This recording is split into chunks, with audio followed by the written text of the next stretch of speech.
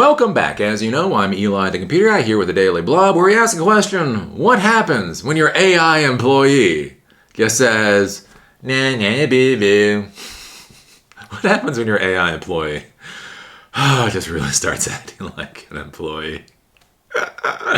That is going to be a question a lot of folks are going to have to think about. So I think this is interesting. I literally just went to an AI conference a couple of days ago. And one of the big things with this conference is, talking about how to shift tasks over to artificial intelligence and talking about, how artificial intelligence works. And one of the curious things that I find, having done business, having had employees in the whole nine yards, is that there seems to be a hyper focus on whether this technology works and what it is capable of doing, and very little focus on just things like workflows, risk management, making sure all of this can literally fit seamlessly into how your business provides products and services. Just because AI can do something, as I say, doesn't mean necessarily within your process flow that it should do something. And so when I talk about this, again, I don't think artificial intelligence is artificial intelligence. All this stuff they're calling AI just simply isn't. When AI comes around, I'll tell you, but this isn't it. These are LLMs and statistical models and that kind of stuff. But there is a lot of value. There's a lot of value there. These LLMs and other models and kind of stuff can do a lot of amazing things. Look, I pay $20 a month for ChatGPT, and by God, it gives me some of the best thumbnails on YouTube. You may not like my videos, but you probably like those thumbnails. And that's all ChatGPT for $20 a month. So there is value there. But one of the things that we should be concerned about is how quickly we are substituting humans in our workflows and processes for these AI, and should we be comfortable doing that yet? What I think about now with artificial intelligence is basically if you look at the startup world about 15 years ago, right? Basically there's the idea, it's been around for a while, it's the concept of hyperscaling, right? You have a startup idea, you try to take over the entire world, you try to take over the entire vertical, right? And then somehow that means you make billions of dollars. There's just the concept of if you can find a valuable vertical, if you can conquer that valuable vertical, I don't know, a goose poops out gold bars. I guess that's how it works. I didn't understand it 15 years ago. Right, so anyways, one of the big problems is you had a lot of these startup ideas. Investors were throwing money at these startups, and all they were doing is they were just trying to gain users. Gain users, gain users, gain users, gain users, gain users. No profit. Fuck all revenue. Just more and more and more users. And the problem you ran into is at a certain point, they get to hundreds of millions of users, right? They had traction, but then they had literally no idea how to turn that into money. Like at no point in the process have they ever actually asked anybody for $1 to see if they could get $1. And the issue is the startups then fell apart, which whatever, right? That's capital. That is capitalist. That's how capitalism is supposed to work. The issue is you had a lot of businesses that came to rely on those products and services, right? That was part of their workflow, and then they just disappeared, right? Especially during the acquisition phase. I think about this, like one of the products I used to love. There was a Outlook extension. Remember Outlook? I miss Outlook. Anyways, there was an Outlook extension called Zobni. Oh man, Zobni in like 2008. Bam! That was a shit. Anyways. I've been doing this stuff for a while. Anyways, Zobni. So what Zobni was, inbox spelled backwards, is it was just great. It was like this lightweight CRM solution back when this is when they were still trying to figure out whether or not Salesforce would take off, right?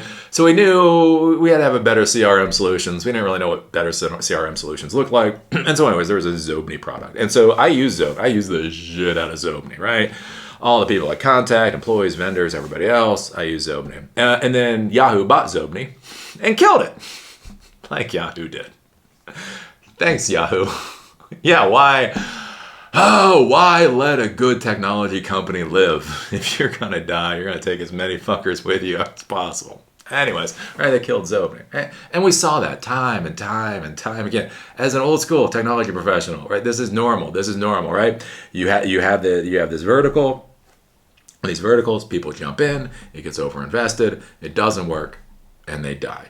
And we've seen this. Right, so you got your calendar app doesn't, calendar app you've been using dies, or this dies, or that dies. It's a pain in the ass, but you can get through it. One of the interesting things to be thinking about with all this artificial intelligence is the business case like hasn't actually been proven. And I'm not even being snarky or mean. Like a lot of people in the AI world are talking about this right now. The business cases have not actually been proven. The cost to provide the responses for these AI requests are relatively high, and there's a real question of what is the pain point, what is the price point that people basically stop paying for these services. Beyond that, one of the big things is with these open source AI models, the whole question of is ChatGPT or is Claude and Anthropic, are they proving to people that these models are valuable so that they can go and use Olama? So Olama is a framework that allows you to download and run models on your actual system for absolute free. You can download DeepSeek, you can download Pi. I like Pi, it's small.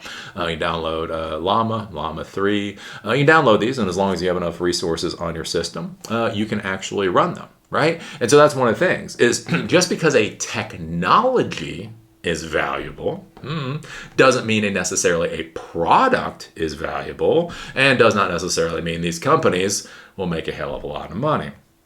So what happens when reality starts hitting these companies, especially with the amount of investment going to these companies? Tens of billions of dollars of investment are going into all of these AI companies, right? We've heard about the Stargate project, a $50 billion project to waste American taxpayer funds or something or other, right? Anyways, it's a $50 billion project. Why? Right? We see this with XAI. XAI building that massive, or already built, and they're expanding that massive data center in Memphis. And we see so many of these, but so much of this is getting built out long before the business has been figured out, because the idea is AI is more dangerous than nuclear weapons, and anybody who controls AI controls the world. Horse crap, horse crap, horse crap. So what happens? What happens when you start moving your tasks to AI, and then you move enough tasks to AI, you start getting rid of employees? And then what happens when your AI employee starts acting like normal employees? Or basically the companies start rate limiting and doing other weird things. This is something that you really have to think about. To be clear, I am not anti-LLM. I'm not anti-reasoning models. I'm not anti-multimodal models. I'm not anti-RAG. I love RAG. RAG's fucking awesome. Anyways, I'm not anti these things. I am anti this bizarre ass mentality that is currently going through our society about what AI means and where we're going with it, because it's going to cause a lot of problems. That comes up. TechCrunch is talking about this with Anthropic. So Claude Code, apparently, just so you know, from the people that I've talked to, Claude Code is amazing. Everybody seems to agree that Claude Code is amazing. As long as it works for you. As long as it works for you. Wouldn't that be nice? Wouldn't it be nice to pay $200 a month for a service that actually works? Oh, you boomer. You boomer.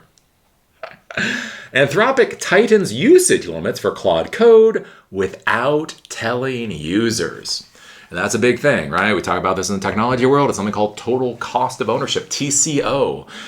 You buy a product, so you buy the product and you think that's the cost. That's not the cost. The total cost of ownership is how much does it cost for the product? How much does it cost to install the product? How much does it cost to maintain the product over its life cycle? And that is going to be the TCO. That's one of the reasons with Microsoft products, a lot of Linux lovers out there laugh at Microsoft products because they cost money.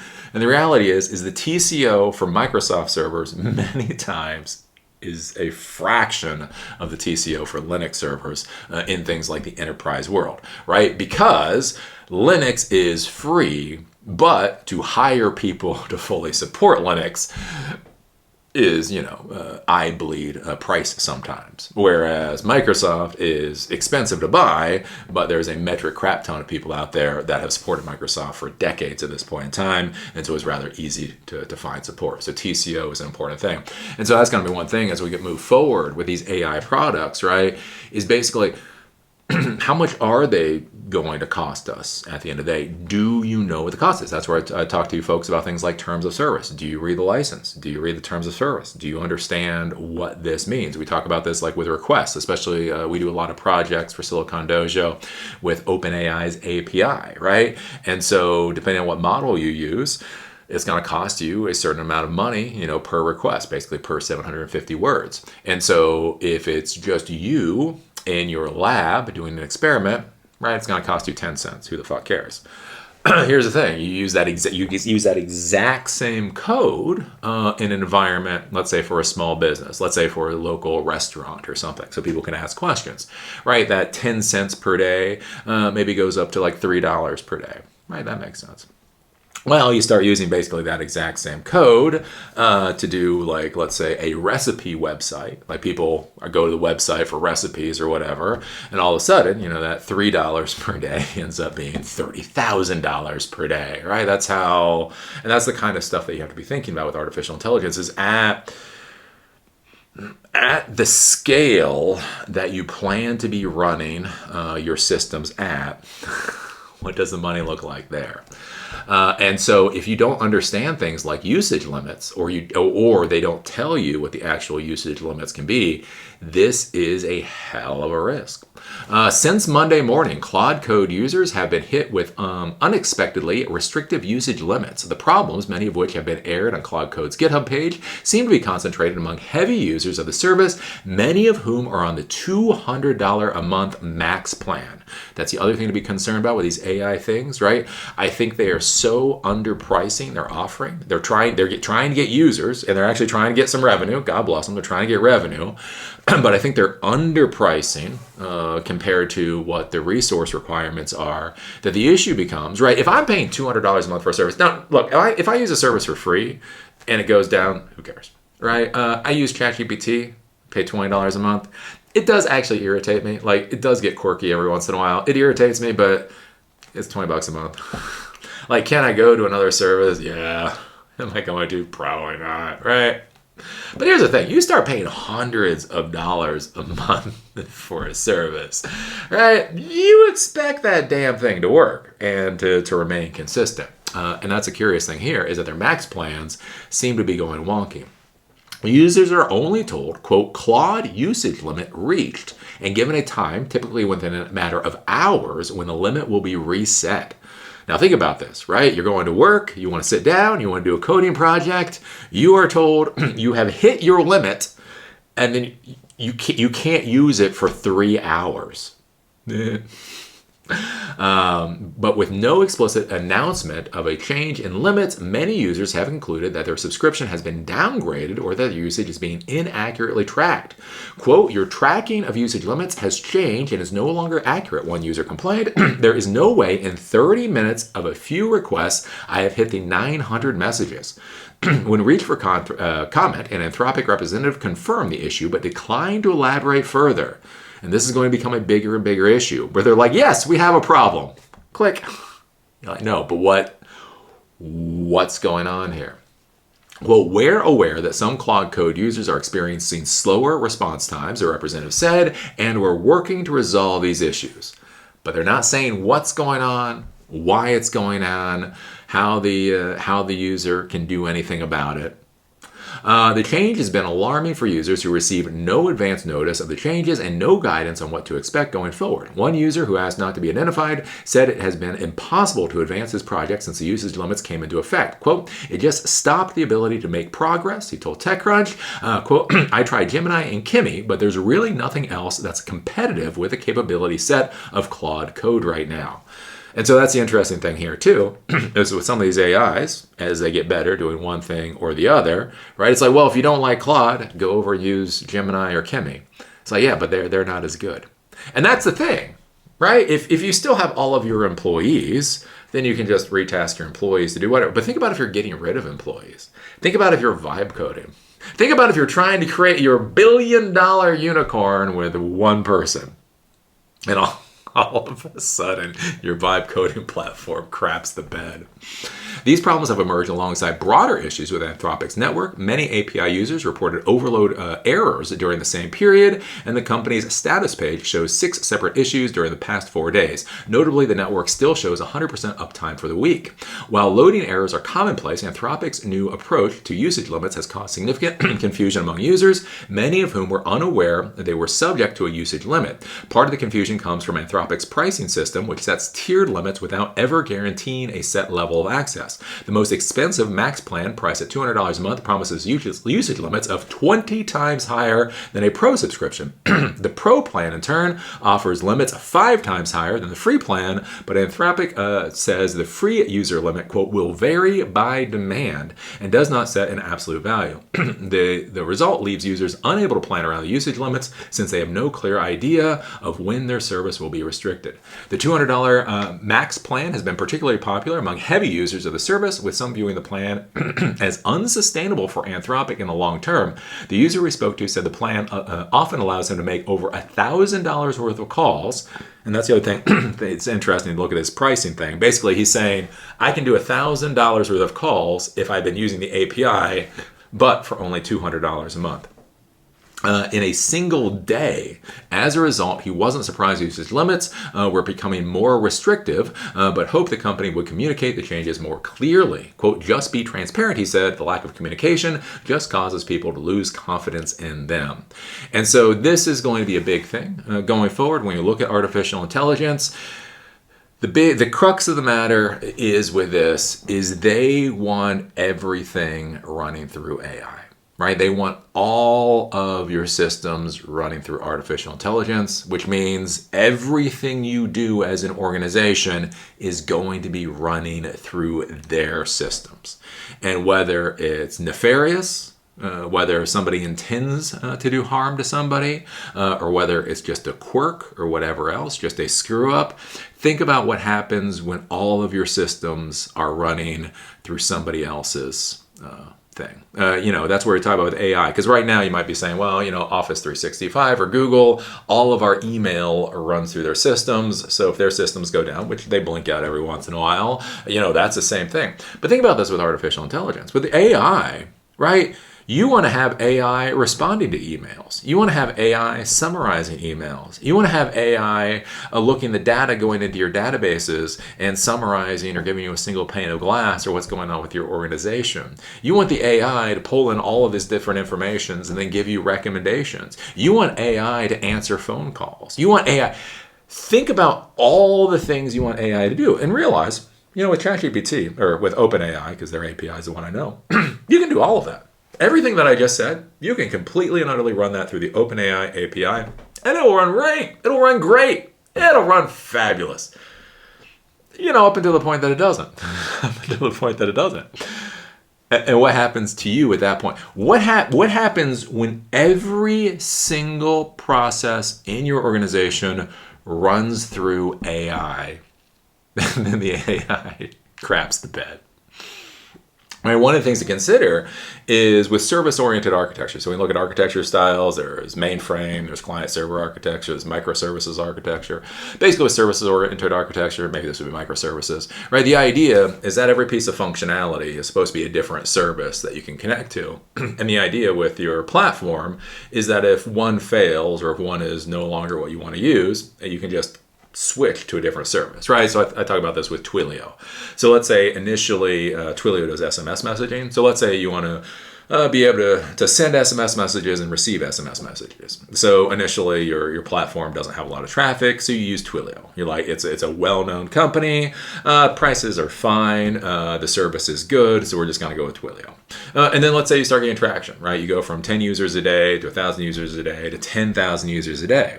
All right, you start talking about that cost. Well, all of a sudden, your cost starts going up. You start adjusting your viewpoints on things. You're like, well, maybe I would accept a little worse service level agreement, SLA, for a lot lower price. right? Look, this company over here, they'll give us SMS messaging solutions. Let's say Twilio, I don't know what Twilio is. Let's say Twilio has a 99.9% SLA uptime, but it costs, let's say, $1 per 1,000 messages. And then there's people over here, they're like, look, we've got a 98.9% uptime, probably higher than that, let's say 99% uptime, but it's 50 cents per 1,000 messages. And you start looking and you're like, I'll take a few more dropped text messages in order to massively drop the cost of the service, right? Or let's say Twilio craps the bed. There's a lot of people out there, I say Twilio, it gives them some PTSD. I wasn't part of it. Apparently like a year or two ago, Twilio crapped the bed. So there's a lot of people out there that refuse to use Twilio. But that's the thing, right? It's service-oriented architecture. You refuse to use Twilio, you modify a couple lines of code, you create your API account with somebody else, and you just switch it over. One of the things to be considering with these AI systems, are you designing them around these SOA principles? So that if Anthropic craps the bed, or if OpenAI craps the bed, or if Mistral craps the bed, or whoever else, that you're able to swap over relatively easily. And the other thing to think about is that, what are they? I just want those AI thing. The words. There's determinative outcomes and non-determinative outcomes. So I think I'm getting this right, which means I'm probably not. Anyway, so determinative outcomes, or is when a process happens and you know what the output should be. So determinative outcome is 4 + 4 = 8, or 2 + 2 = 4, right? Determinate. So that's like a calculator. Let's say as SOA, that's a calculator. You give two numbers, they add them together, right? It always should be the same thing. A non-determinative response, I do believe it is, goes through one of these AI systems. And every time you get a response, it's going to be slightly different. It'll be 4-ish. It'll be 8-ish. Maybe it'll be 4 as this. Maybe it'll be 4 as FOUR. Maybe you'll get back something else. Maybe get the entire equation back or whatever. One of the things to think about, right? So if we were talking about services for Twilio, right? You send through the API call, you send the message. So you say to this telephone number, I want this message sent, and then it sends. Right? It's easy to test that. You can test that shit. You can test that 1,000,000 times. 1,000,000 times you send out the message, and then you just basically see what your service level agreement is, and see how many times you actually receive that message, and you know how accurate it is. Right? There's something called webhooks. So if somebody sends a text message in the Twilio system, that gets processed through their system, that goes to a webhook. Basically, it's like a form, it's like a PHP or Python form or whatever, and then it gets processed. So I send a message to the SMS, it goes, hits the webhook, process it, right? It's all determinative, right? It either works or it doesn't work. And so that's good for service-oriented architecture, right? Because if you're doing emails, if you're doing text messages, if you're doing any of this kind of stuff, storage, database services, whatever else, it's pretty easy. It either fucking works or it doesn't work. And even if it doesn't work, the question is does it not work more than the SLA says it should not work, right? Because any of these systems, there's going to be failures. Just the question is what is the failure rate, right? Is the failure rate below the acceptable threshold for failure rates? One of the curious things to be considering, right? So with that design system, you can swap out Twilio for whatever else. You can swap out SendGrid for whatever else. Here's one of the things with AI, though. AI, all these systems are slightly different. I mean, even within the same company, if you use a different model, it might be slightly different, right? The response from Anthropic may be a different looking response than the response from OpenAI, maybe a different looking response from the response from Mistral, might be a different looking response from DeepSeek. Now think about your code and think about how your code processes the response. So you might run into an issue where you're like, look, we compartmentalized everything to be these AI services so that if Claude craps the bed, we can simply swap out the service. But if you swap out the service and the new service is giving you different types of answers, different looking answers, then all the code you have to process that response, you're going to have to look at again and figure out what you're doing. And I think this is going to be just the disaster of AI for the next couple of years, of people just are really not, They're not thinking of the overall systems, right? You have an organization, you have a company. Your organization and your company is more than your servers, it's more than your API calls, it's more than your geeks. One of the nice parts, the first corporate job I had, my boss, God bless him, he told all of us when we were supporting the company that every month or so we should go out and actually be working with other people in the company to understand what their jobs are. Understand what their jobs are and how they use our systems in order to improve their outputs so that we truly understand what's going on there. What I see with so many of the modern technology professionals, as I laugh at the Node developers all the time. Again, Node developers think the world is built on Node. Like, oh, houses. Eli keeps talking about houses and hospitals. Well, if only we taught a few more people how to code in Node, it would be solved. And one of the things I want you to really be thinking about is, right? With your overall organization, what should be handed over to AI? And really kind of consider that, right? That you might have Claude. You might have Claude is the best thing out there. But if it's the best thing out there, but its risk is also pretty high, maybe it's better to get your entire team onto something else. I mean, that's one of the things to be thinking about. We talk about things like institutional knowledge and peers and teams working together.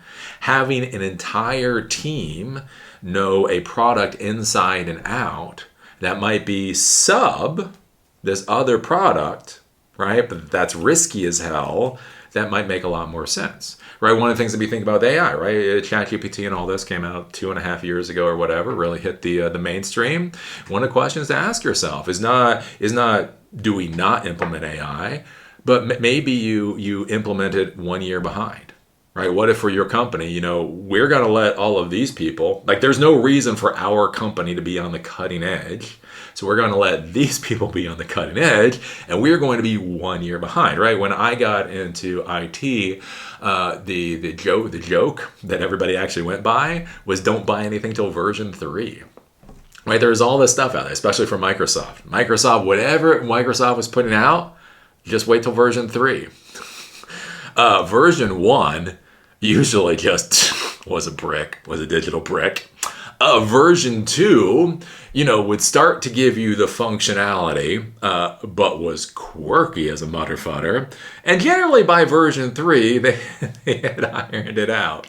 They got rid of the functions that didn't do what the hell they were supposed to do. They added a couple more functions. They figured out how the hell the user interface was supposed to look. And so basically for me, one of my things as a professional is I don't buy shit till it hits version 3. Once it hits version 3, I'll be comfortable. Version 1, version 2, that's for somebody else. And that's one thing to consider for your organization is, do you want to be using version 1s regardless and getting people used to using version 1s? What happens if you onboard all these employees that are amazing vibe coders and then the products they use crap the bed? Is that a risk you want your organization to take? So anyways, there you go. Some things to ponder. Anthropic tightens usage limits for Claude Code without telling the users. Oh, as I said, it puts a smile on my face. It puts a smile. Like, why is he smiling all the time now? Eli seems happier than ever as the world self-destructs. And it's like, because this is the industry I know. This is what I understand.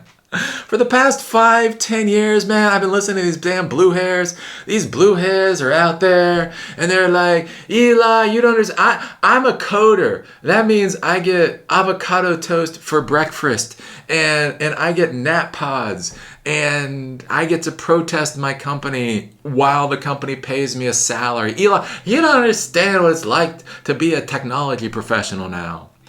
And as I've said, no, I don't get it. I'm like, what? Nap pod? I understand coffee machine. I understand coffee machine. You don't get napped. I think that was when I was working one of my corporate jobs, one of the saddest days, either the saddest day or one of the funniest days, is one of the employees, one of the network operations folks, had to be sat down and talked to about his coffee consumption. This was a true story. So anyways, he was like an ex-Navy guy. A good guy. Good guy, good employee. Everybody liked him, did a great job. But I was talking to his manager, and his manager's like, fuck, I've got to sit down and talk with this guy about his coffee intake. I'm just like, what the fuck? What do you mean you have to talk to him about his coffee intake? And she was like, well, you may not notice because I wasn't part of his team, but it's like, he starts to get cranky, he starts to get sharp with people, and he's just drinking too much coffee during the day. Like at work, while he's at work, he's mainlining coffee, which means once he gets home, he has so much caffeine in his system, he doesn't get any sleep at night. And then to wake up in the morning, come to work, he drinks more coffee. And he's like, and she was saying, he's been going through this cycle for like 2 months because we're working on a big project. He's been going through this cycle for like a few months now. And it's like, it's problem. This is a fucking problem. And so literally, she had to have a counseling session with one of our mid-level networking engineers about literally drinking too much coffee. That, motherfuckers, that is the industry I know. Fucking nap pods. Christ. Sleep is for when you get home. Probably not then, because you've got insomnia from all the coffee you've been drinking all day. Anyway, there you go. Some things to ponder, some things to think about as you start implementing AI into your workflows. Think about the overall workflows. Think about the overall, when I say system, it's not the server rack. It's not your cloud architecture. Think about the system. How does everything work at your organization? And how can you add value to those workflows without adding unnecessary risk? And then ask yourself that whole thing of, is it cheaper to get rid of an employee for AI? Right? If AI craps the bed for a day or two or a week, does your business come to a halt? It's that whole thing. If you have a telephone reception, and I've seen this with actual companies where we swapped everything out for auto attendant. Talk about that with receptionists. Nobody ever cries over the receptionist got fired. I wonder why. Anyways, I've seen auto attendants crap the bed. So auto attendants are the press 1 for sales, press 2 for service or whatever. That's hardware. That's hardware on a telephone system. And so called audits for what I dealt with via audit systems. Anyways, sometimes audit systems are shit the bed, right? Sometimes they die just like your laptop dies, just like a computer dies. Sometimes you go, pfft. Anyways, what's really interesting with a decent sized company, what happens when your auto attendant craps the bed at a 100-person company and you have no receptionist anymore? You pay me a lot of money. You pay me so fucking much money to get that problem solved is what happens. Anyways, that's one of the things to consider with this. Is it how much stuff is running through your AI and what happens if AI craps the bed, right? You can retask a human being. You can tell a human being to figure the fuck out if they don't want to get fired. You can't do that to an AI. AI don't care. So anyways, some things to ponder, some things to think about from the world of technology. So leave us a thumbs up, a thumbs down, an awesome comment, or a god-awful comment. It doesn't matter. It is the modern world of YouTube. All that matters is that interaction. And with that, see y'all later.